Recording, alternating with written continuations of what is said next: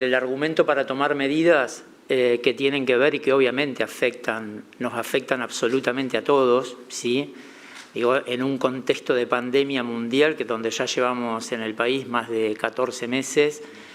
y bueno, desde hace mucho tiempo venimos planteando de que la construcción de la nueva normalidad, de nuevas conductas, de nuevas formas de vida, de relacionarnos entre nosotros, es clave para transitar con mayor seguridad esto que significa la pandemia mundial de coronavirus que no se ha resuelto y que en perspectiva no sabemos el desenlace. Sí tenemos una herramienta enorme de prevención en estos últimos 4 meses en el mundo, en la Argentina y en la provincia, que son los distintos tipos de vacunas que estamos aplicando en los distintos territorios. Así que para tomar la decisión, de alguna manera, nosotros nos paramos en 2 tipos de indicadores centrales. Algunos hacen referencia a lo que es el riesgo epidemiológico centrado en la razón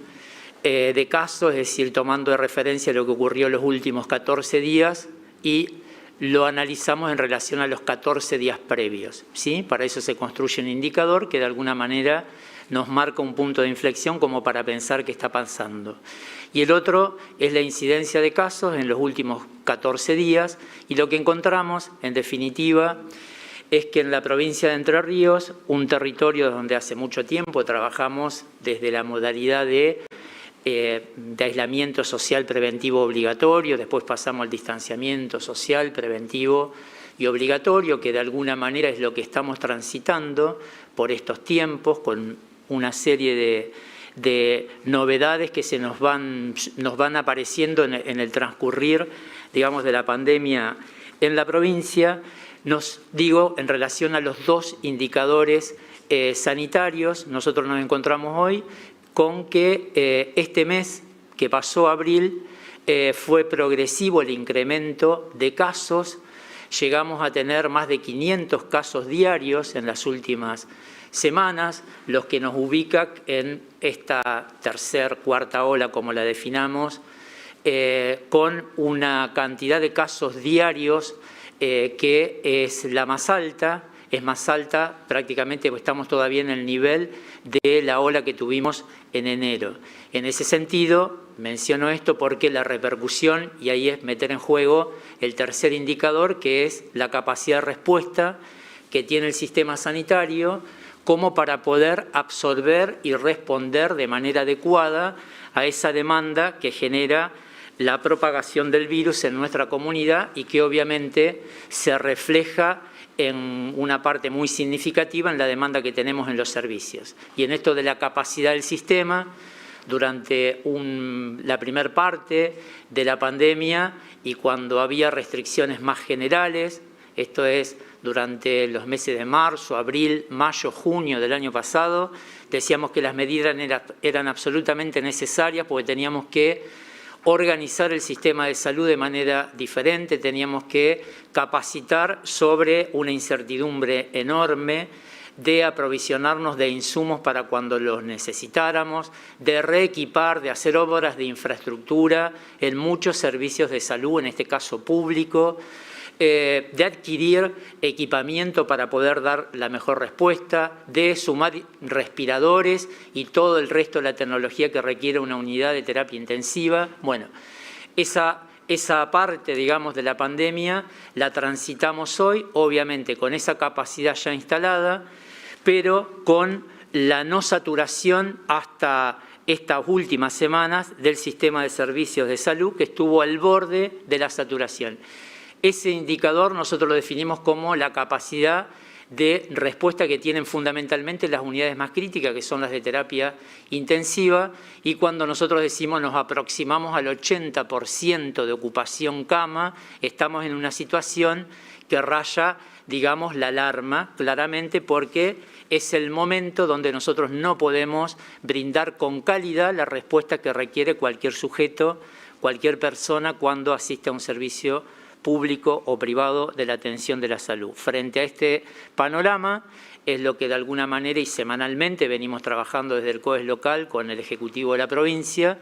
y es plantear, bueno, a ver, para dar un dato muy claro, nosotros terminamos el último día de marzo con 20 pacientes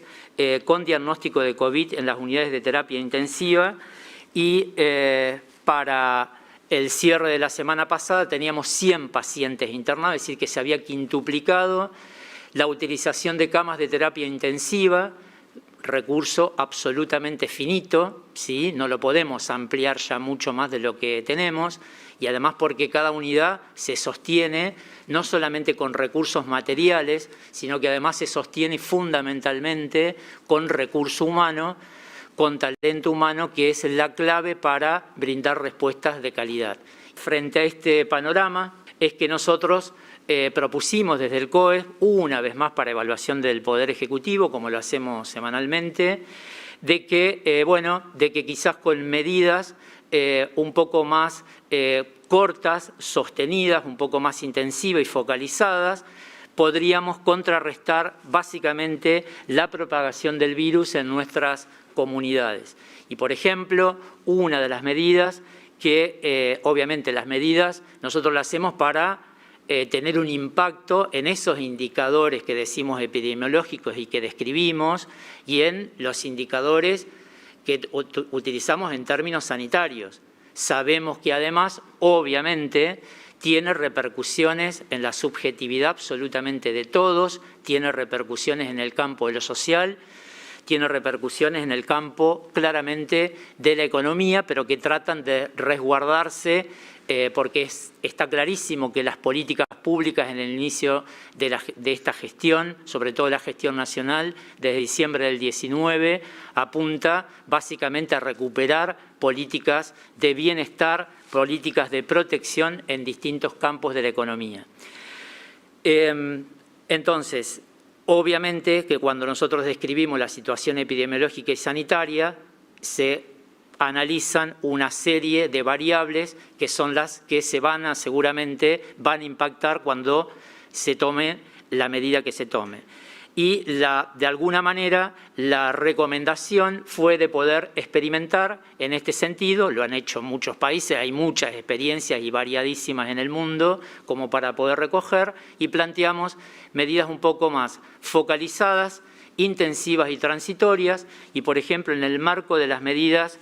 que se tomaron, una de ellas tiene que ver con preservar el derecho a educación y desde esa perspectiva lo planteamos para todo el territorio provincial, excepto para los 5 aglomerados urbanos de más de 50.000 habitantes que tiene la provincia. Gran Paraná, que incluye las ciudades que están anexas a la ciudad, Concepción del Uruguay, Gualeguaychú, Concordia y San José Colón como aglomerado, todas ellas con más de 50.000 habitantes, donde habitan cerca del 48% de la población. Digo, son medidas que en una primera etapa de la pandemia, en los distintos momentos transitados hasta aquí, es la primera vez que se toman estas medidas. Y, por ejemplo, en todos los otros lugares que no mencioné recién, está absolutamente garantizada la presencialidad escolar en cada uno de los establecimientos educativos públicos y privados.